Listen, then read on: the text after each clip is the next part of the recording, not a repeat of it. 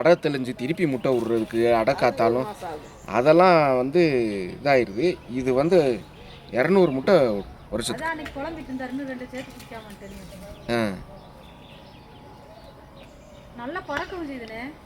நல்லா பறக்குமா?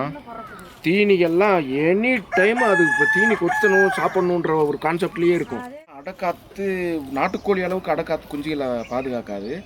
ஆனால் ஏன்ட்ட இருக்கிறது நாட்டுக்கோழிகளை விட இதுதான் நல்லா அடைக்காத்து குஞ்சு பொறிக்குது.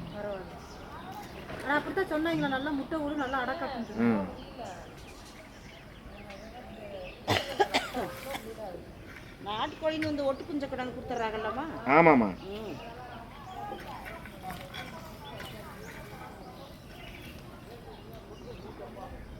என்கிட்ட விமலாவோட கோழி தான் அது, சோனாலி ரகம்.